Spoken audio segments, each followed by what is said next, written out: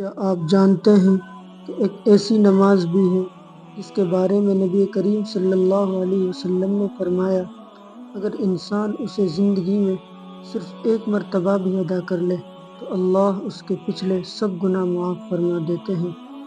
سوچئے اگر واقعی ایسا ہے تو ہم میں سے کتنے لوگ ہیں جو اس نماز کو جانتے بھی نہیں ہیں۔ آج کی اس ویڈیو میں ہم بات کریں گے صلاۃ التسبیح کی، اس کی فضیلت کی، اس کا مکمل طریقہ کیا ہے اور اس کا روحانی اثر کیا ہے جو دل کو بدل دیتا ہے۔ صلاۃ التسبیح ہے کیا؟ صلاۃ التسبیح ایک خاص نفل نماز ہے جو نبی کریم صلی اللہ علیہ وسلم نے اپنے چچا حضرت عباس رضی اللہ عنہ کو سکھائی۔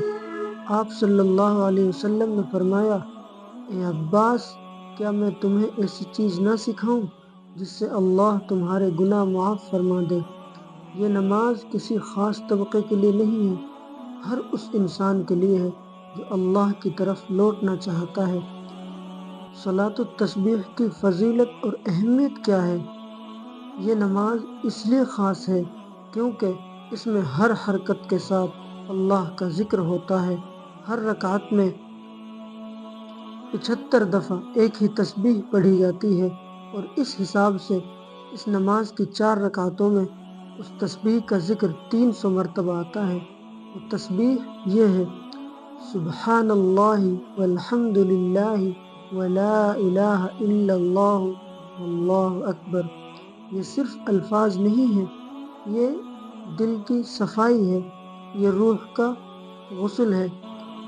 اس کے روحانی اثرات کیا ہیں؟ جو لوگ صلاۃ التسبیح ادا کرتے ہیں وہ یہ بات محسوس کرتے ہیں کہ اس نماز کو ادا کرنے سے آدمی کے دل کو سکون ملتا ہے۔ دعا جب آدمی مانگتا ہے تو آنکھیں نم ہو جاتی ہیں اور انسان کو یوں محسوس ہونے لگتا ہے کہ اللہ اس کے دل کے بہت زیادہ قریب ہے۔ یہ نماز ان لوگوں کے لیے ہے جو کہتے ہیں ہم گناہوں میں ڈوب چکے ہیں۔ اس نماز کو کب پڑھنا چاہیے؟ اس نماز کا کوئی خاص وقت نہیں ہے، یہ نماز دن رات کسی بھی وقت پڑھی جا سکتی ہے سوائے مکروہ اوقات کے۔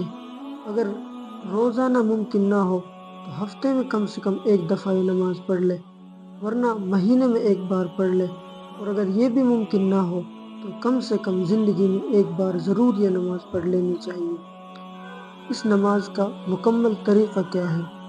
آئیے اس نماز کا اب مکمل طریقہ ہم سیکھتے ہیں۔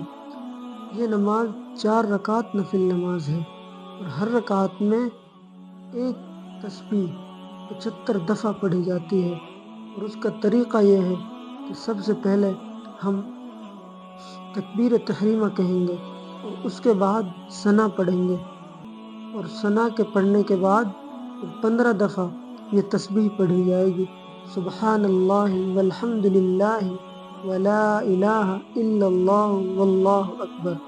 اس تسبیح کے پڑھنے کے بعد پھر ہم سورہ فاتحہ اور کوئی سورت پڑھیں گے، اور اس کے بعد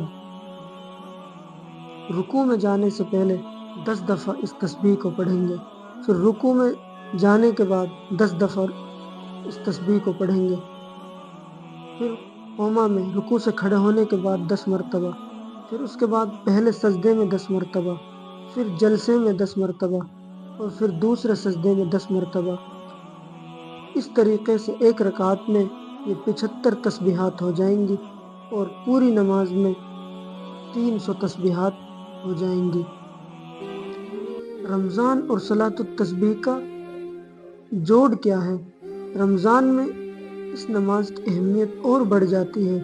یہ وہ مہینہ ہے جس میں نوافل کا اجر فرض کے برابر کر دیا جاتا ہے۔ اگر رمضان میں ایک بار بھی صلاۃ التسبیح نصیب ہو جائے تو یہ نماز یہ زندگی کا رخ بدل سکتی ہے۔ آئیے چند لمحے رک کر ہم دعا کریں، اے اللہ ہمیں اپنا ذکر پسندیدہ بنا دے، ہمیں صلاۃ التسبیح کی توفیق دے، ہمارے گناہوں کو معاف فرما۔ تو ہم سب صلاۃ التسبیح کو ادا کرنے کی کوشش کریں۔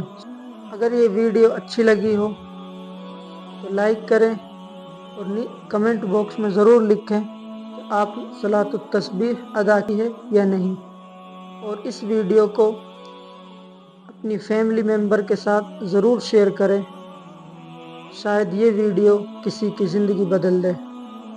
چینل کو سبسکرائب کریں تاکہ ایسی ہی ایمان کو تازہ کرنے والی ویڈیوز آپ تک پہنچتی رہے۔ جزاکم اللہ خیرا۔